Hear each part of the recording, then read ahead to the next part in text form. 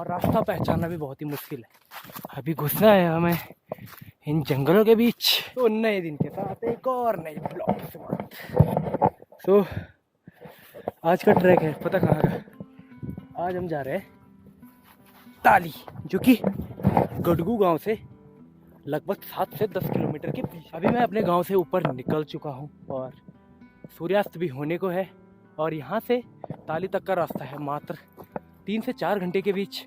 तो उम्मीद है रात होने से पहले हम वहाँ पहुँच जाएंगे।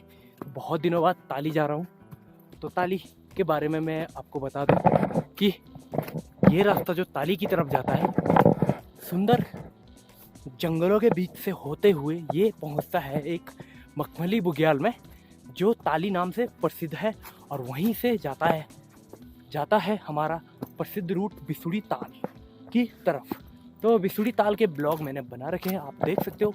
तो दोस्त लोग मेरे से आगे पहुंच चुके हैं और मेरे पास है एक बैग और एक दूसरा बैग जो मैं आगे अपने दोस्तों के पास दूंगा। तो यहाँ सूर्य हो चुका है और बढ़ते हैं धीरे धीरे आगे। तो ट्रैक के दौरान मेरे साथ है दोस्त दीपक नेगी और दीपक राणा, कैलाश नेगी शायद थोड़ा बिजी है, देख नहीं रहा इधर, और अजय जो ऊपर पहुंच गया है। तो हम 1 2 3 4 5 की टोली जा रही है ऊपर। बहुत सारी पत्तियां, तो इन्हीं पत्तियों को हम इकट्ठा करके अपनी गौशाला में ले जाते हैं, जो हमारे पालतू जानवर होते हैं। तो उनके लिए ये एक गद्दे का काम करती है और इनसे उनको गर्मी मिलती है। और दूसरा फ़ायदा ये है कि हम इसका खाद बना के खेतों में डालते हैं। तो दो फ़ायदे हैं, एक हमारे पालतू जानवरों के लिए, एक हमारे लिए जो कि खाद के रूप में काम आती है।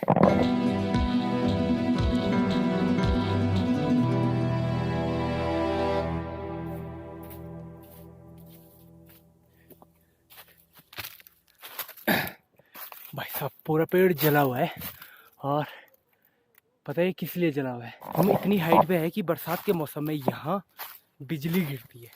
तो बिजली डायरेक्ट पहले बड़े बड़े पेड़ों को अपना निशाना बनाती है, फिर जाके वो ज़मीन के अंदर चले जाती है। तो उन्हीं में से एक पेड़ ये भी था जो कि बुरांस का पेड़ है, बहुत ही बड़ा है, और वही पेड़ बिजली गिरने का शिकार हुआ है। तो बरसात के मौसम पे भी यहाँ ट्रैक करना बहुत ही मुश्किल है। मतलब इतना मुश्किल भी नहीं कह सकते कि नहीं जा पाएंगे, बट 50-50 चांसेस हैं। अगर वेदर ज़्यादा ही ख़राब हो जाता है तो बिजली गिरने के चांसेस यहाँ 80 से 90% तक पूरे हो जाते हैं। जिस जगह हम जा रहे हैं ना, तो आज की डेट पे वहाँ कोई नहीं रहता है, सिर्फ सैपट के घर हैं, घास फूस के बने हुए घर हैं और वही चीज़ें हैं। बाकी लोग और उनकी गाय भेड़ बकरियां सब नीचे गांव आ रखी है और हम उधर ही जा रहे हैं। तो बर्फ़ का भी पता नहीं, क्योंकि वहाँ कुछ दिन पहले बर्फ़बारी हुई थी, पर अभी 2 दिन से धूप है। मतलब कल का मौसम थोड़ा ख़राब था, बट आज दिन भर धूप है, तो थोड़ा शायद बर्फ़ कम हो गई होगी। पर आज हमारा स्टे वही होगा।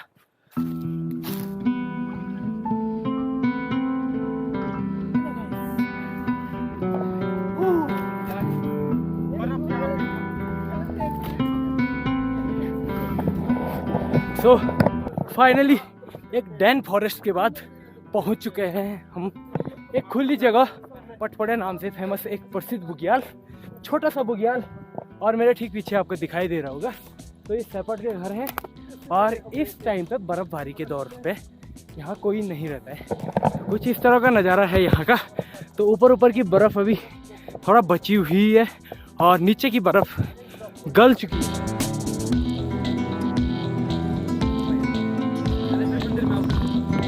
और सबसे एक और बड़ी चीज़, प्रत्येक जंगल में प्रत्येक एरिया के अलग अलग प्रोटेक्टर होते हैं, जिनको हम भगवान क्षेत्रपाल, जाख राजा भैरवनाथ, वन देवता, वन देवी के रूप में जानते हैं। तो ऐसा ही एक मंदिर है यहाँ पे, जो कि वन देवी का मंदिर है। तो ये भगवान करते हैं इस क्षेत्र की रक्षा।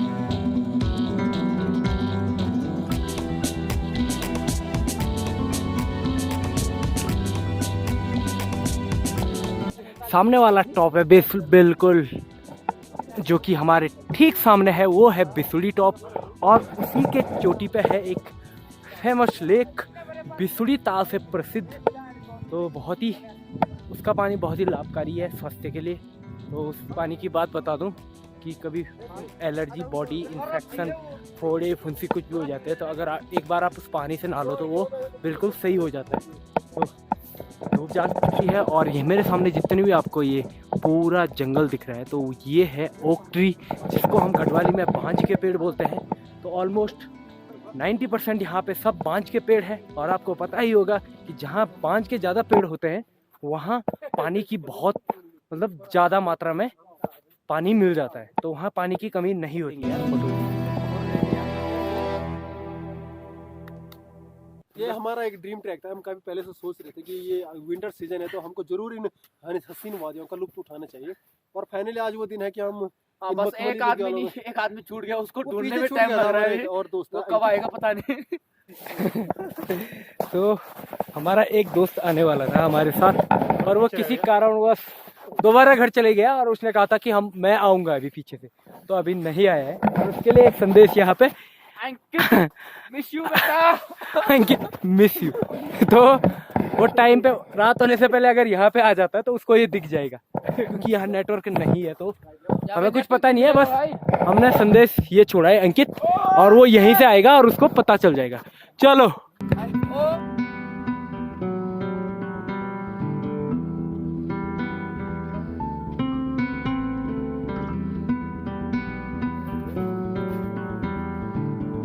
क्या अच्छा लग रहा है।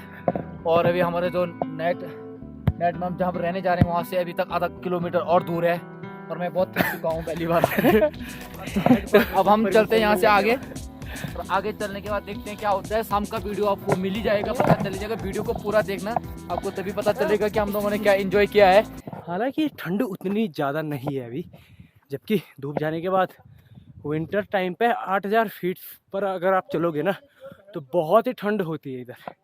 तो देखो एक ही फ्लीज में हम ऊपर की साइड पे बर्फ़ है, क्योंकि यहाँ सनलाइट थोड़ा कम पड़ती है। और जहाँ जहाँ धूप पड़ी होगी तो वहाँ की बर्फ़ ऑलमोस्ट मेल्ट हो चुकी है।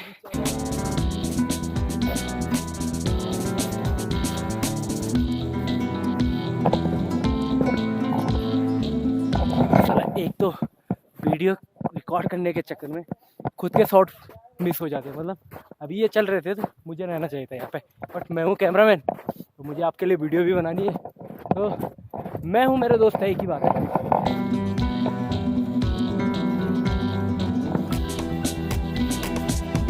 स्नो लेपर्ड, जो कि बर्फ़ में पाए जाने वाला तेंदुआ, तो ये उसके पंजों के निशान है। तो हालांकि ये अभी के नहीं है, ये सुबह के हैं, क्योंकि जो ये इसके फुटप्रिंट है वो थोड़ा हार्ड है। तो अभी के होते तो अभी वाला थोड़ा सॉफ्ट रहता है, तो ये थोड़ा हार्ड थे और इसमें हल्की मिट्टी भी है, तो वो बर्फ़ मिल्ट काफ़ी हद तक मिल्ट हो चुकी है।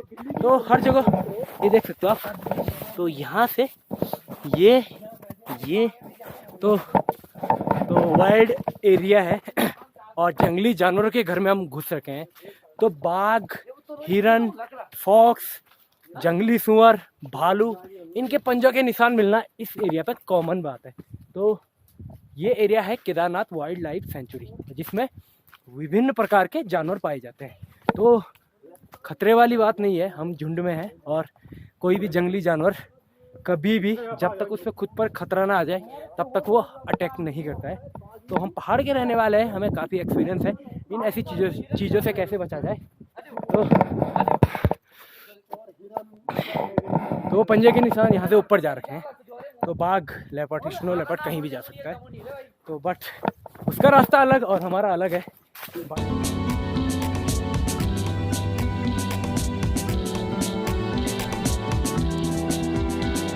तो मैं यहाँ से इस वाले रिज से पूरा रिज होके टॉप बिसुड़ी ताल होके पूरा यहाँ से नीचे उतर रखा हूँ। दिखने में जितना सुंदर है उतना खतरनाक भी है। रूट बहुत चैलेंजिंग है, लूज रॉक है, पत्थर गिरने के खतरे हैं, बारिश न होने पर पानी की कमी होती है, जंगली जानवरों का अलग ही खतरा, और ठंड तो इतनी ज़्यादा कि कुछ कहे ही क्या। यहाँ है पूरे सेपट के घर, 1 2 3 मतलब ऑलमोस्ट 10 से 15 सेपट के घर हैं जो यहाँ पे रेनी सीजन में 6 मंथ के लिए यहाँ पे रहते हैं। और जो ये दीवारें दे रखी है इनमें आलू की खेती की जाती है। तो अभी पीछे वाले उसमें शायद कुछ बो रखा है, पता नहीं क्या बो रखा है, पर कुछ बोया हुआ है क्योंकि वहाँ पे हल लगा हुआ है। फर्स्ट हमारा टारगेट रहेगा सीधे जाके सेपट का कोई भी एक घर हम ले लेंगे जहाँ आज रात हम नाइट स्टे करेंगे, क्योंकि यहाँ कोई नहीं है, सब चीज़ हमें ही करना है।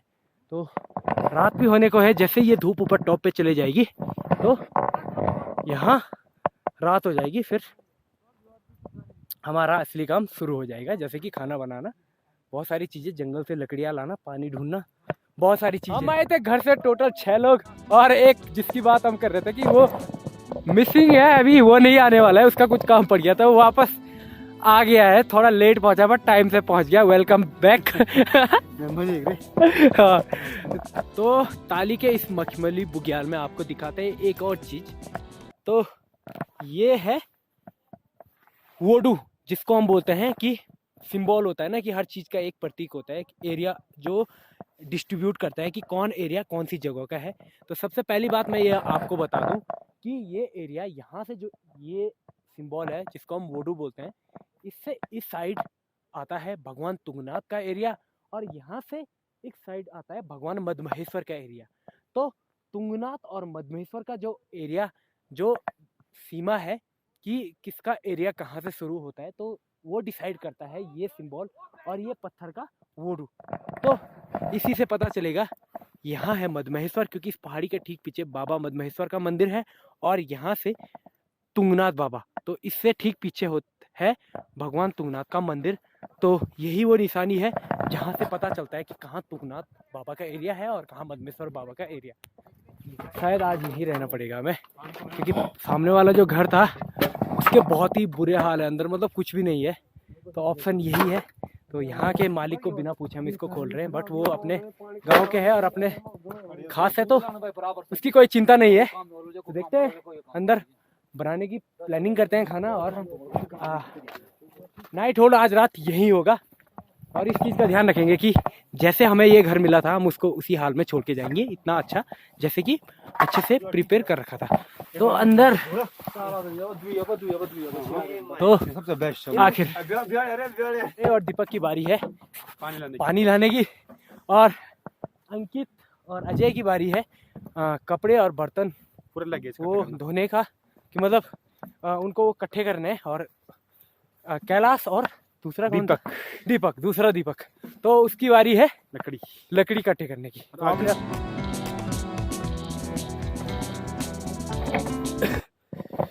तो कल रात की थालियाँ और कल रात जहाँ हम रुके थे,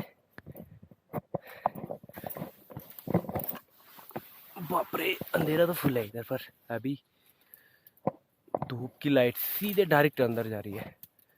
तो अभी करेंगे हम पानी गर्म, और जो कि यहाँ के बर्तन है जो इसके अंदर मिले थे हमें, तो पहले इनको धोएंगे हम, और इसको जैसे जिस हाल में ये हमें मिले थे धुले हुए साफ सुथरा जो कि ये घर था, उसी हाल में हम इसको छोड़ के जाएंगे।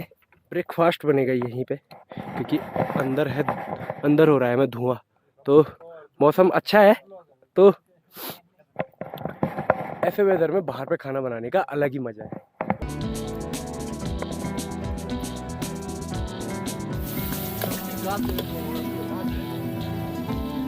इसमें चीनी है नहीं तो गुड़ से खाना पड़ेगा, तो बहुत कड़वा हो रहा है। आप लोग टेस्ट करो फिर पता लगेगा, मस्त ये बन रहा है। ये हमारा कल का बचा हुआ खाना है, और इसको हमने आज गरम करके नमक मसाला डाल के फिर कुछ इस तरह बनाया हमारा खाना। और अभी टाइम हो रहा है 11:36, और इसके बाद हम आराम से घूमेंगे थोड़ा इधर उधर, और उसके बाद हम निकल जाएंगे सीधे अपने गांव की तरफ, जो यहाँ से 7 किलोमीटर दूर है।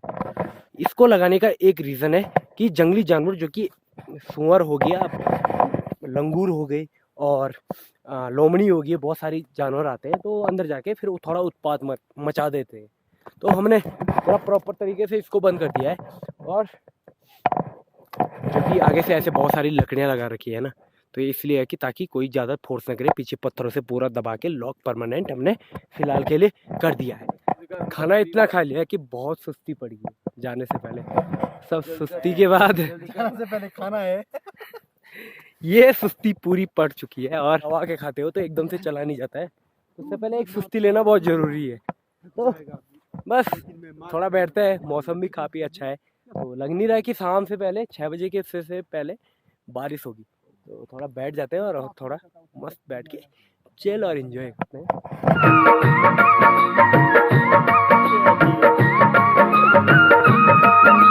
ना होला लैया पैया गुइराल फुलूना लैया पैया गुइराल फुलूना होली धरती सजी देखिए बसंत ऋतु माँ जय बसंत ऋतु तो ये हमारे गांव का प्रसिद्ध गढ़वाली गाना है, जो कि नेचर से कनेक्टेड है, और इस गाने के माध्यम से पूरे लोगों को बताया जा रहा है कि जो हमारे यहाँ का मुल्क है और हमारे यहाँ के जो खूबसूरत पहाड़ है, यहाँ की वादियाँ हैं, पेड़ पौधे हैं, मतलब कुल मिला के जो नेचर है वहाँ एक बार जरूर आइए। और जब भी आप आते हो तो बसंत ऋतु में एक बार जरूर आइए और यहाँ की खूबसूरती को देखिए। तो जो ये गढ़वाली गाना है, इसके माध्यम से आप सबको बताया जा रहा है, तो बस उसी गाने को हम फील करके थोड़ा एंजॉय कर रहे हैं। तो अगर आपको भी ये गाना अच्छा लगा तो बताइए ज़रूर। और आपके लिए वही संदेश है कि अगर आपको उत्तराखंड देवभूमि की खूबसूरती देखनी है तो बसंत ऋतु के दौरान एक बार जरूर यहाँ आइए।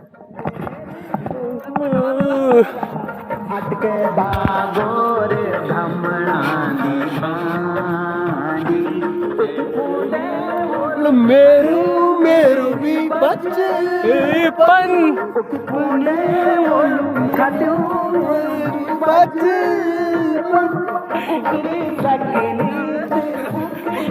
हमारे डायरेक्टर साहब भी प्रॉपर वीडियो शूटिंग कर रहे हैं। बसंत ऋतु माहेली बसंत ऋतु माहेली। तो ये गाना था हमारा। अब निकलते हैं घर की तरफ, और घर जाने का रास्ता तो आपको पता ही होगा कि जहाँ से हम आए थे वही एक रास्ता तो वैसे घर जाने के बहुत है, बट हम उसी रास्ते से जाएंगे क्योंकि वो हमारा फेवरेट रास्ता है, बहुत ही अच्छा रास्ता है।